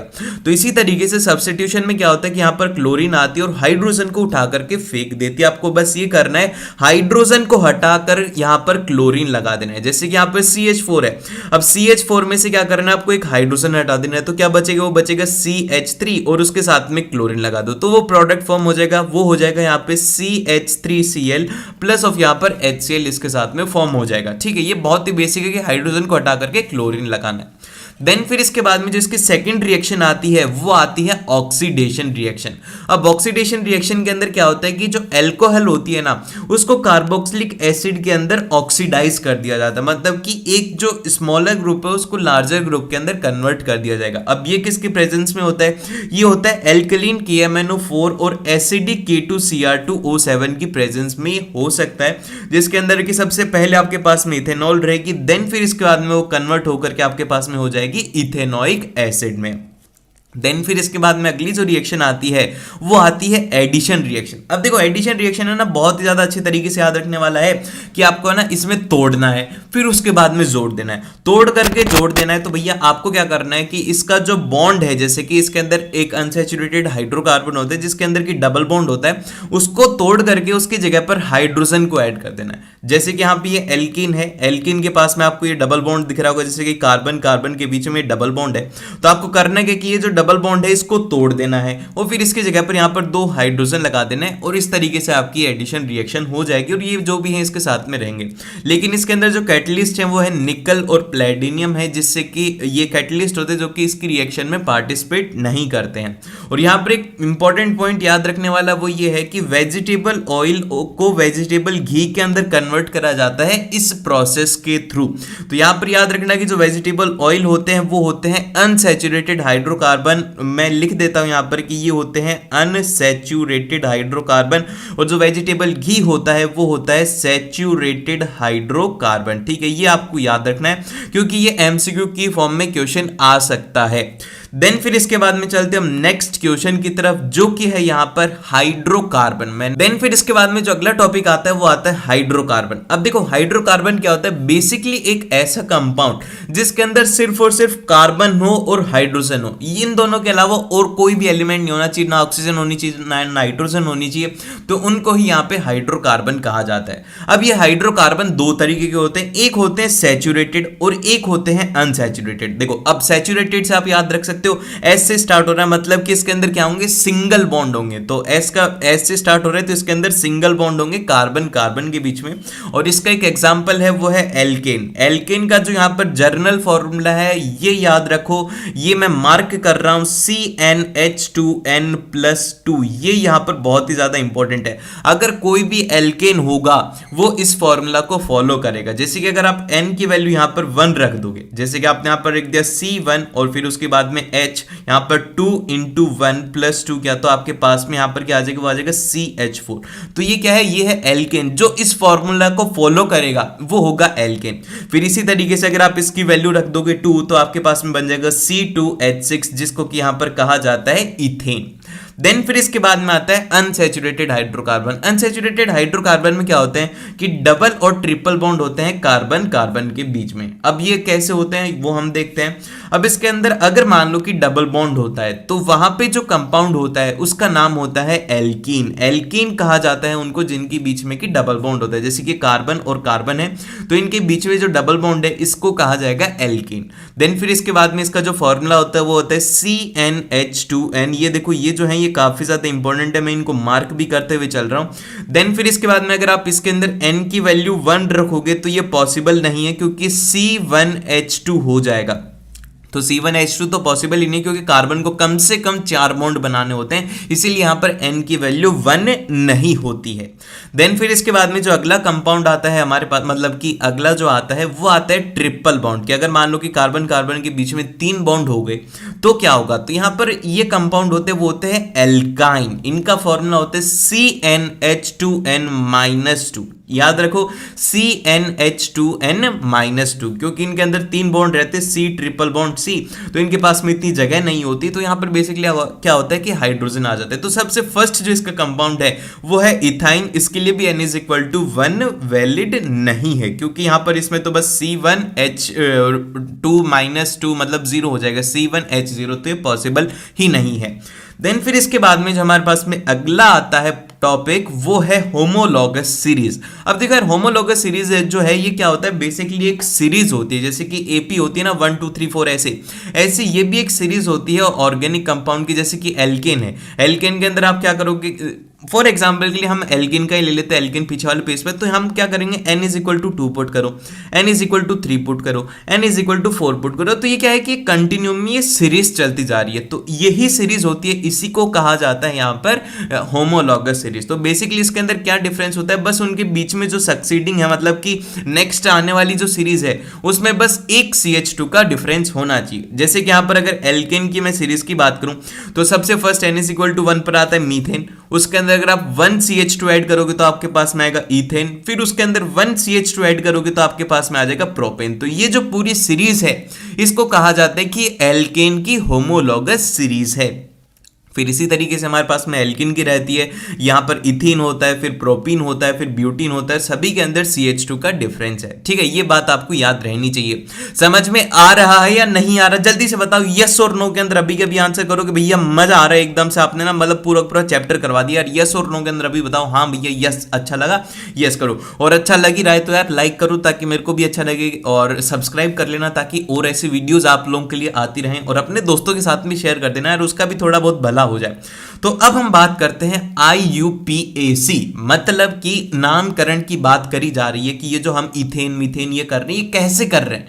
तो इसके अंदर ये जो IUPAC नेमिंग होती है ये बेसिकली 3 चीजों से बन करके बनी होती है। एक होता है प्रीफिक्स, और एक होता है यहाँ पर वर्ड रूट, और एक होता है यहाँ पर सफिक्स। ठीक है, अब आप लोग है ना अपना नाम बताओ कमेंट सेक्शन में पूरा प्रॉपर वे के अंदर। जैसे कि अगर मैं मेरा नाम बताता हूं, मेरा नाम है यहाँ पर मिस्टर आयुष, ठीक है, मिस्टर आयुष, और फिर उसके बाद में पुनिया। ठीक है, ये है मेरा पूरा नाम। ठीक है, अब इसी तरीके से ध्यान से सुनना, आप लोग भी अपना नाम बताओ कि आपका नाम क्या है। अब देखो इसके अंदर क्या है, सबसे फर्स्ट है मिस्टर, मतलब कि ये क्या है, ये है मेरा प्रीफिक्स। तो इसी तरीके से इसमें भी बिफोर नेम, मतलब नाम से पहले क्या लगाया जाता है, जैसे कि अगर उसके अंदर कार्बन है तो उसके लिए Cl लगा दिया जाएगा। जैसे कि अगर यहीं पर ही कोई अगर वुमेन होती तो उसके लिए हम लगा देते मिसेज या फिर मिस लगा देते। तो ये क्या होता है, ये होता है सरनेम, ये डिपेंड करता है कि उसके अंदर कौन सा प्रेजेंट है। तो अगर क्लोरीन प्रेजेंट है तो उसके लिए क्लोरो आ जाएगा, ब्रोमीन प्रेजेंट है तो उसके लिए ब्रोमो आ जाएगा, अगर कोई साइक्लिक कंपाउंड है तो उसके लिए साइक्लो आ जाएगा, और अगर कोई भी मान लो कि एमिनो प्रेजेंट है तो वहां पर एमिनो उसके लिए आ जाएगा। ठीक है, ये होता है सबसे फर्स्ट प्रीफिक्स। देन फिर इसके बाद में आता है वर्ड रूट, मतलब कि उसका नाम क्या है। ठीक है, तो यहां पर जैसे कि मेरा नाम है आयुष, उसी तरीके से ये जो कार्बन होते हैं इनके अंदर डिपेंड करता है कि इनके पास में कितने कार्बन एटम है। जैसे कि अगर एक कार्बन एटम है उसके पास में तो उसका नाम हो जाएगा मिथ, अगर 2 कार्बन है तो उसका नाम हो जाएगा इथ, अगर उसके पास में 3 कार्बन है तो उसके पास में हो जाएगा प्रोप, 4 कार्बन वाला हो जाएगा ब्यूट, 5 कार्बन वाला हो जाएगा पेंट, और 6 कार्बन वाला हो जाएगा हेक्स, और जो 7 कार्बन है वो हो जाएगा हेप्ट। तो आपको तो बस 6 तक ही याद रखो। देन देन फिर इसके बाद में क्या करना है लास्ट में, जैसे कि पूनिया, पूनिया क्या है, ये है मेरा सरनेम। तो इसी तरीके से सरनेम से आप याद रखो सफिक्स। अब सफिक्स अलग अलग होता है, जैसे कि अगर हाइड्रोकार्बन है और उसमें अगर एल्केन है तो उसके लिए सफिक्स लगाया जाता है ANE, और अगर एल्कीन है तो उसके लिए सफिक्स लगाया जाता है ENE, और अगर एल्काइन है तो उसके लिए लगाया जाता है YNE। ठीक है, ये आपको याद रखना है। अब इसके बाद में हम इसके कुछ एग्जांपल से देखते हैं जिससे कि आपको बहुत ही अच्छे तरीके से समझ में आएगा। जैसे कि फंक्शनल ग्रुप के सफिक्स से मैं आपको परफेक्ट तरीके से इसको समझाता हूं कि कैसे आपको नामकरण करना है। ठीक है, अब इसके बाद में सबसे फर्स्ट जो आती है हमारे पास में वो आती है एल्कोहल, मतलब दारू। दारू यहां पर आती है। तो दारू के अंदर बेसिकली क्या होता है कि अगर उसके पास में प्रेजेंट है OH, अगर उसके पास में OH आपको किसी के भी पास में दिख जाए तो मतलब क्या है, वो है यहां पर एल्कोहल। ठीक है, अब इसके बाद में जो इसके हमें कंपाउंड लेते हैं जो कि हमने लिखा हुआ है CH3CH2OH। ठीक है, अब इसके बाद में सबसे पहले आप आइडेंटिफाई करो कि ये CH3CH2 है, ये क्या है, एल्केन है या फिर ये क्या है। तो बेसिकली इसके अंदर सिंगल बॉन्ड है तो इसलिए क्या हो जाएगा, ये हो जाएगा एल्केन। और इसके पास में दो कार्बन है, गिनो यहां पर एक और दो कार्बन है तो इसीलिए इसके साथ में आ जाएगा इथ, और एल्केन के लिए हम लगा देंगे ANE। ठीक है, और यहां पर ये जो फंक्शनल ग्रुप है ये है, यहां पर क्या है, ये है इसका सफिक्स। ठीक है, क्योंकि इसके अंदर और तो कोई प्रेजेंट नहीं था तो एल्कोहल के लिए हमने लगा देते हैं, वो लगा देते हैं OL। तो इसका जो नाम हो जाएगा वो हो जाएगा इथेन प्लस OL, लेकिन इसमें से E को एलिमिनेट करके इसका नाम हो जाएगा इथेन OL। ठीक है, ये आपको इस तरीके से याद रखना है। अगर समझ भी नहीं आया तो अगले वाला देखो। अब देखो अगले वाले के अंदर क्या है कि ये आपने कंपाउंड देखा CH3CHCHOH। ठीक है, अब आपको यहां पर समझ में आएगा कि यार OH है तो मतलब ये क्या है, ये है एल्कोहल। लेकिन इसके पहले अगर आप देख रहे हो तो यहां पर क्या है, इसके अंदर डबल बॉन्ड है, तो मतलब एक डबल बॉन्ड है तो ये क्या है, ये है एक एल्कीन है। ठीक है, ये है एक एल्कीन। ठीक है, अब एल्कीन हो गया तो एल्कीन आपको ये पता लग गया। और इसके अंदर कितने कार्बन है, 3 कार्बन है, तो 3 कार्बन के लिए हम लगाएंगे प्रोप, प्लस एल्कीन है तो उसके लिए लगा देंगे ENE। तो हमारा जो नाम बनेगा वो बनेगा प्रोप इन प्लस OL, क्योंकि एल्कोहल हमें लास्ट में ऐड करना है। तो हमारा जो नाम बनेगा वो बनेगा प्रोपिनॉल, प्रोपिनॉल। ठीक है, ये प्रोपिनॉल बन जाएगा इसका नाम। देन फिर इसी तरीके से हमारे पास में एक होता है कीटोन। कीटोन के अंदर आपको जो सफिक्स लगाना है वो लगाना है 1। ठीक है, ONE इसके अंदर सफिक्स लगता है।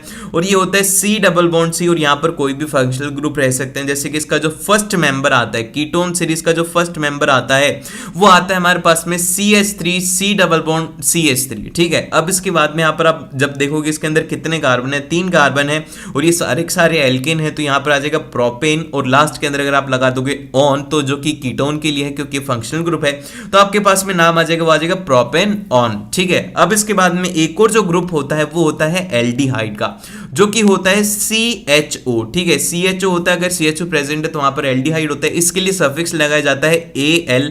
और फिर इसके बाद में आते हैं यहां पर कार्बोक्सिलिक एसिड। कार्बोक्सिलिक एसिड के लिए यहां पर लगाया जाता है ओइक एसिड। ठीक है, क्या लगाया जाता है, वो लगाया जाता है ओइक एसिड, और इसको इस तरीके से रिप्रेजेंट करा जाता है C डबल बॉन्ड OH। ठीक है, C डबल बॉन्ड OH अगर आपको दिख जाए तो मतलब क्या है, वो है कार्बोनिक एसिड। अब जैसे कि अगर आपको नाम दे दिया जाए, कहा जाए कि ब्यूटेनोइक का स्ट्रक्चर ड्रॉ करो, तो बेसिकली आप सबसे पहले देखो ब्यूट। ब्यूट का मतलब क्या हो गया, उसके अंदर 4 कार्बन प्रेजेंट है। एन का मतलब क्या हो गया, वो पूरा एक एल्केन फैमिली से बिलोंग कर रहा है। और ओइक एसिड का मतलब क्या हो गया कि वो है यहां पर एक एसिड है। तो मतलब आपको ये सब बातें पता लगी। तो आपने ड्रॉ किया CH3 CH2 CH2 और फिर लास्ट के अंदर COH लगा दिया, तो ये बन गया हमारे पास में ब्यूटेनोइक एसिड। इस तरीके से आपको इनका नोमेनक्लेचर करना होता है।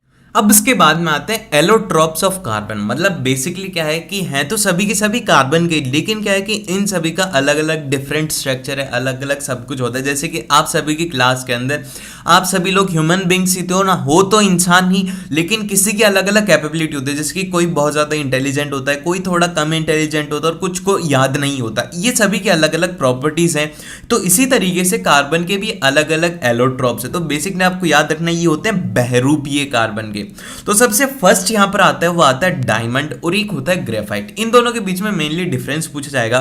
तो सबसे फर्स्ट तो आप याद रखो कि यहां पर जो डायमंड होता है इसके अंदर each carbon is bonded with the other 4 carbon atom and form the 3D structure, और उसका एक 3D स्ट्रक्चर फॉर्म होता है।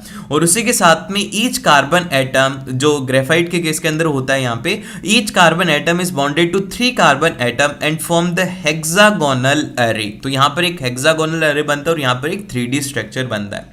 देन फिर इसके बाद में जो डायमंड है वो हार्डेस्ट सब्सटेंस ऑन अर्थ है, और यहाँ पर जो ग्रेफाइट है वो स्मूथेस्ट, और यहाँ पर ये स्लिपरी होता है, मतलब अपोजिट नेचर के हैं दोनों। और एक होता है बैड कंडक्टर ऑफ इलेक्ट्रिसिटी और एक होता है गुड कंडक्टर ऑफ इलेक्ट्रिसिटी। मेरे को तो एक बात समझ में नहीं आ रही, जब इन्होंने एक्सपेरिमेंट कंडक्ट करा होगा एक डायमंड के ऊपर जिसकी की वैल्यू मान लो कि 2 करोड़ के आसपास होगी, तो कौन उससे अपना इलेक्ट्रिसिटी कंडक्ट करना चाहेगा? मेरे को तो बस ऐसे अमीर लोगों से मिलना है कि जिनके ना घर पे वायर्स की जगह पर वो डायमंड के वायर्स बिछाना चाहते हैं। तो बेसिकली आपको ये याद रखना है कि कौन सा होता है कौन सा नहीं होता। देन फिर इसके बाद में आते हैं यहाँ पर फुलरीन। अब देखो फुलरीन क्या होता है, ये होता है एक C60, ये भी कार्बन का येलोट्रॉप होता है। इसके अंदर बेसिकली ये होता है कि कार्बन जो होता है वो arranged in the form of football. Football की शेप आपने देखी होगी कैसे गोल सी आकार होती है, तो उसी तरीके से इस फुलरीन का भी उसी तरीके का शेप होता है, तो इसीलिए इसको फुलरीन कहा जाता है। जिन्होंने इसको डिजाइन करा था उनका नाम था बल्कमिस्टर फुलरीन, तो इसीलिए इस उनके नाम पर इसको रख दिया गया। फिर इसके बाद में जो अगली रिएक्शन आती है या फिर अगला टॉपिक है वो है हमारे पास में एस्टेरिफिकेशन रिएक्शन। अब देखो एस्टेरिफिकेशन रिएक्शन क्या होती है कि इसके अंदर बेसिकली आप एसिड को और जो हमारा एल्कोहल है उसको मिक्स कर दे तो आपको एक नया कंपाउंड मिलता है। तो इसकी डेफिनेशन आप जरूर से याद रखना कि when an organic acid react with the alcohol in the presence of a acid catalyst it produces the fruity smell called the ester. और यहाँ पर एक फ्रूटी स्मेल सा एक आपने देखा होगा कि जो फ्रूट की स्मेल होती है उसके जैसा अगर कोई कंपाउंड बन रहा है तो वो वहां पर होता है एस्टर, और इस रिएक्शन को कहा जाता है एस्टेरिफिकेशन। और यहाँ पर ये हो गया CH3COH C2H5OH, ये क्या है? ये है एसिड।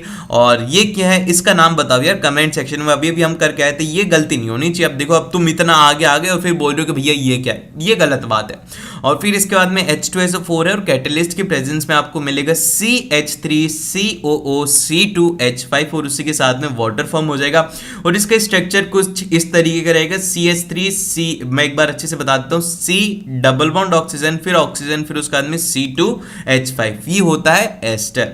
देन फिर इसके बाद में आप आते हैं वो आता है आइसोमरिज्म। अब देखो आइसोमरिज्म क्या होता है? आइसोमरिज्म के अंदर बेसिकली सेम मॉलिक्यूलर फॉर्मूला होता है बट उनका जो स्ट्रक्चर है वो अलग अलग डिफरेंट होता है, मतलब कि कोई कैसा होता है कोई कैसा होता है, और उनकी केमिकल प्रॉपर्टीज भी अलग होती है। तो आप बेसिकली ये याद रख सकते हो कि आइसोमरिज्म का मतलब ये होता है कि जुड़वा भाई, ठीक है, जुड़वा भाई का मतलब ये है कि उनका सब कुछ सेम है, वो दिखने में भी सेम है लेकिन उनकी अलग अलग स्ट्रक्चर, जैसे कि एक तो मान लो बहुत बड़ा बॉडी बिल्डर है और एक बहुत ज्यादा दुबला पतला सा है, तो बेसिकली यही होता है। तो हम देखते हैं कि क्या क्या होते हैं आइसोमर्स। तो सबसे फर्स्ट हम बात करते हैं ब्यूटेन के, जो कि यहाँ पर C4H10, और इसका अगर हम बेसिक स्ट्रक्चर ड्रॉ करेंगे जो कि N ब्यूटेन का वो हो जाएगा CH3CH2CH2CH3।